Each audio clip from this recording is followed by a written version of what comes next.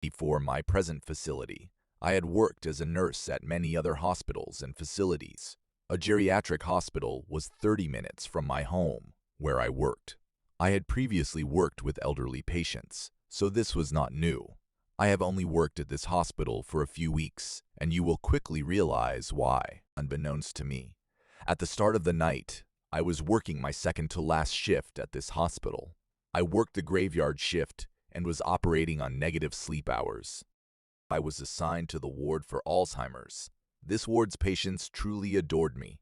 I'm sure that as a young woman in her 20s, the inmates of this hospital, who were otherwise left to float around in their heads, viewed me as a breath of fresh air, someone who could anchor them to the present or the ordinary. If you are alone, you can mentally travel to other places, but if someone else is in your space, you are bound to the present. That evening, I was dealing with several patients, but one of them was more restless than the others. Lena was her name.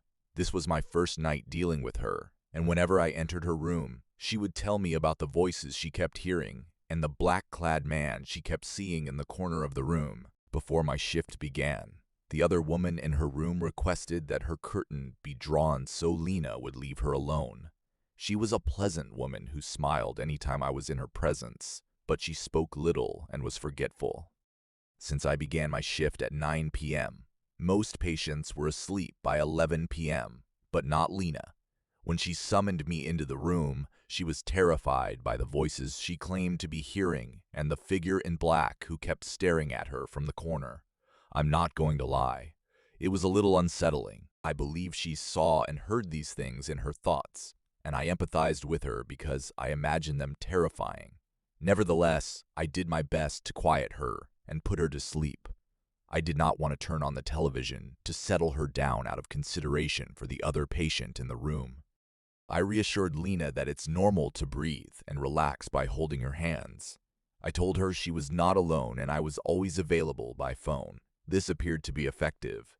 Lena rested for some time, and she had fallen asleep by the time I returned to the room. Once most or all patients have fallen asleep, the night progresses considerably more slowly. Time is almost in reverse.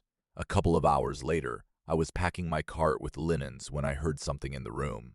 The room was tiny and completely silent. I also had the door closed. Therefore, hearing another sound was strange. I turned, saw nothing, and continued filling my shopping cart. Then I felt a hand on my shoulder. I looked over my shoulder, leapt and yelled, but nothing was there. There was no one present. Nevertheless, I was aware of feeling something substantial clutch my shoulder. I stepped into the hallway for a moment to peek. No other nurses were visible. Dead silence.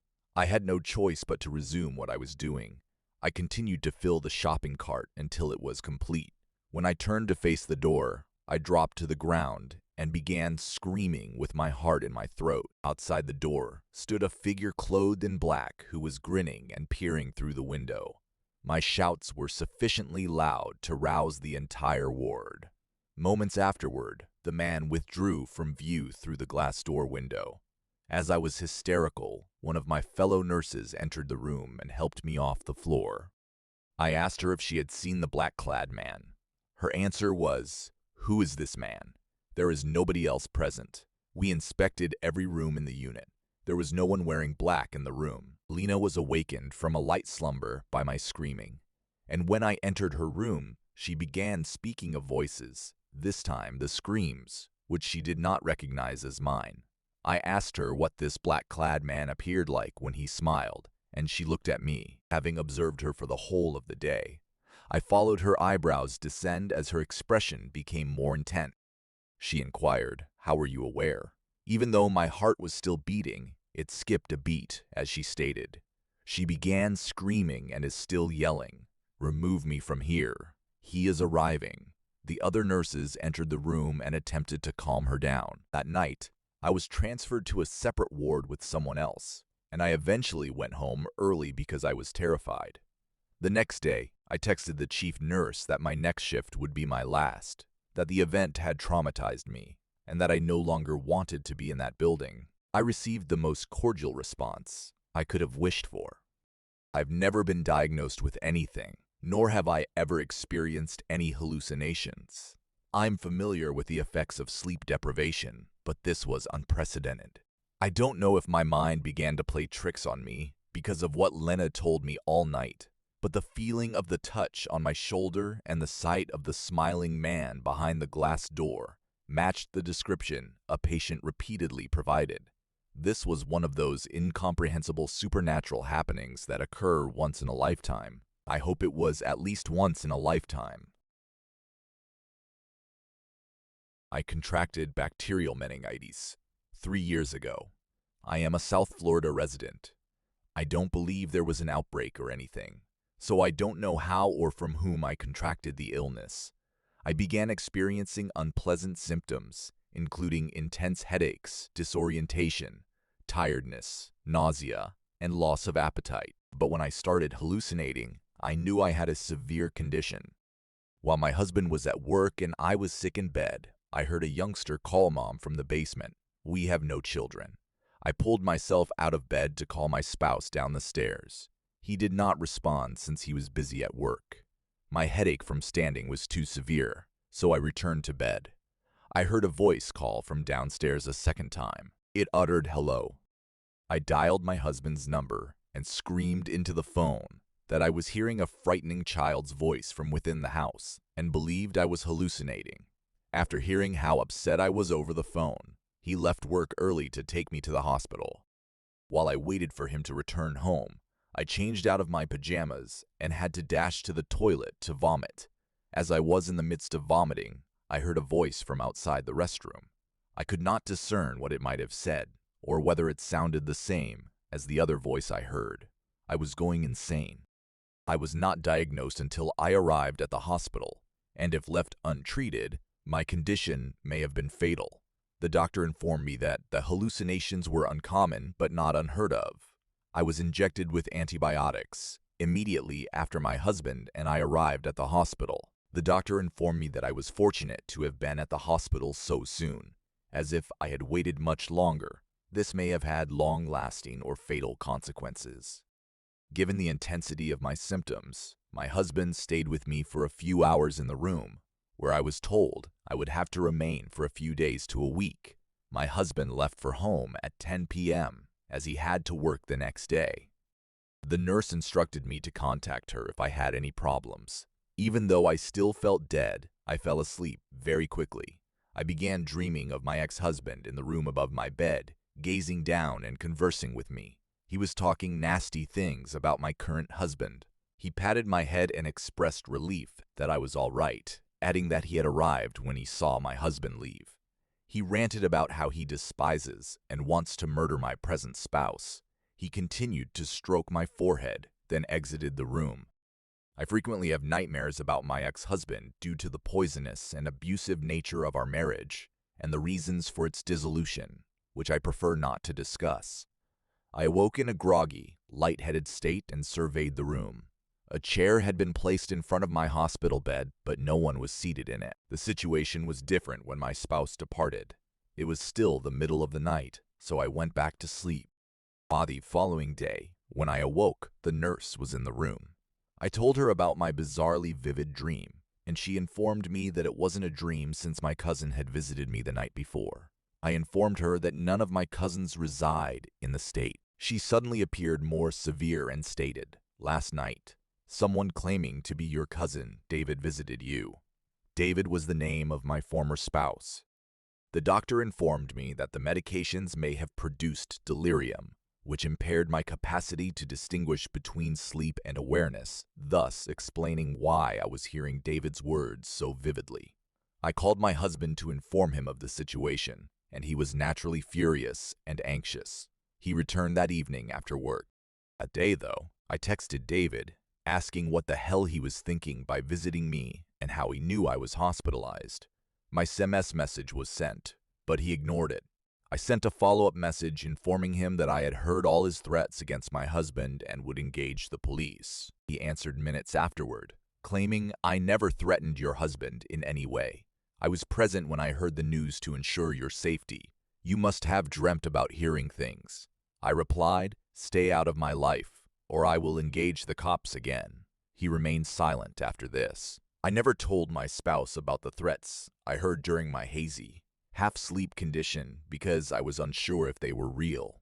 I don't think it's implausible that I misunderstood what was stated, given the antibiotics and the fact that I'd been experiencing strange auditory hallucinations the day before. However, I could be mistaken.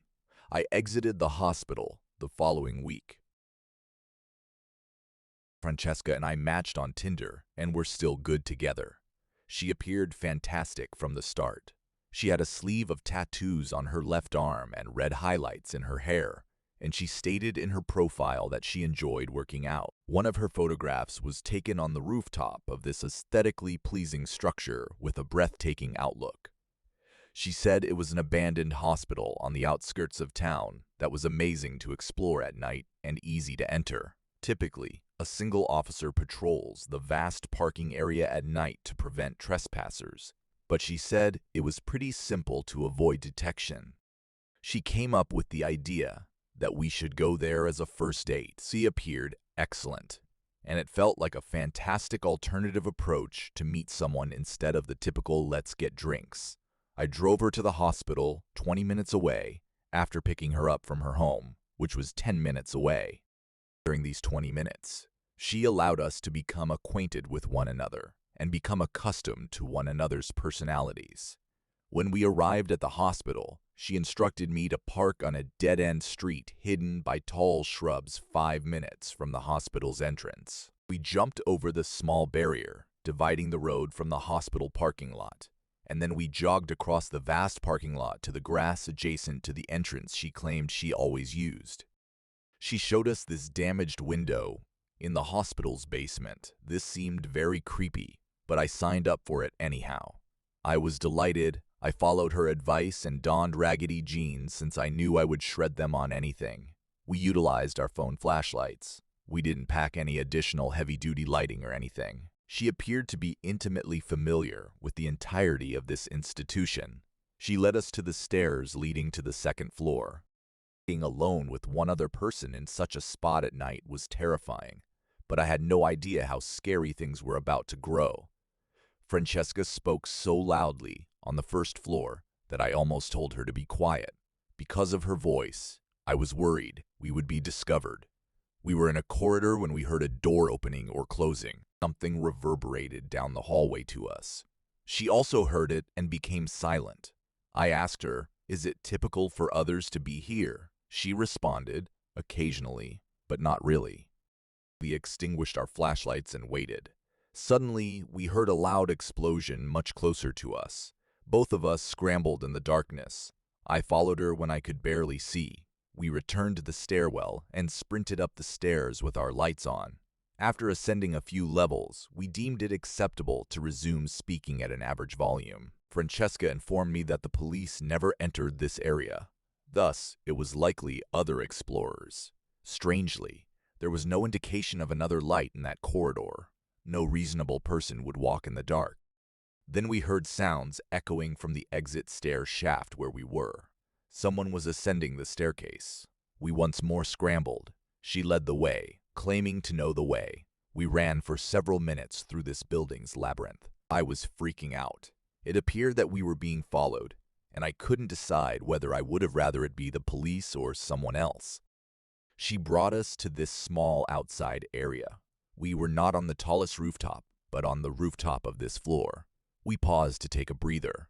The fact that they were being followed ruined the mood, and even she appeared concerned. I regarded her as the location's expert. After a few moments of relaxation, we climbed through this broken window onto the ceiling of this vast room. This section was terrifying because she wanted to traverse these long, thin wooden boards with a 10-foot drop below us. A fall from this height would be dangerous, but I did not wish to appear cowardly. I followed her across the shaky wooden plank until we reached the top of the column, where one board ended and another began. We relaxed and conversed with our legs dangling over the edge of this pillar while observing the darkness below. It was eerie inside, and I believed we were alone until I heard a noise from below. It sounded as if somebody was walking. Our presence had already been made known. So we turned on our flashlights and directed them downwards. Below us, a man in his 40s wearing a black Carhartt beanie, a black jacket, and black sweatpants was observing us from a pillar while wearing black jacket and black sweatpants. He smiled at us and said in a deep, frightening voice, "Come on down," while waving us down. I asked, "Are you the police?" With a weird smirk, he ignored my question as if he hadn't heard me and said, "Come on down." Fearful, Francesca and I retraced our steps across the narrow wood plank. Even more than before, I was terrified of falling and had no idea what that man would do to us. As we neared the midpoint, the man hurriedly exited the room below us through a door. He would undoubtedly attempt to catch us. We were in a hurry. We made it across and attempted to flee, knowing the man was a threat. As we descended the stairwell on the opposite side of the hospital, we heard a door open and close a few stories above us, followed by footsteps stomping down the stairs. He somehow had followed us. We were carrying trash, as if our life depended on it. We returned to the first level and sprinted to the other side of the hospital from which we had arrived. We returned to the basement and entered through the damaged window. The entire process of climbing through that window was eerie, since I was the second person to exit, and I feared that my legs might be seized at any minute. At that time, however, I believe we had lost the man. We rushed back across the parking lot to my vehicle, and as soon as we arrived, we locked the doors and caught our breath. That was an absolute horror. Nonetheless, enduring it together forged an instant link between us. We left the location and stopped at a Wendy's to eat and collect our thoughts in the car. We chatted for an hour before I drove her to her destination. I have maintained contact with Francesca throughout the years. Although we were romantically involved for a few months, we ultimately remained friends. Never again did either of us return to the hospital.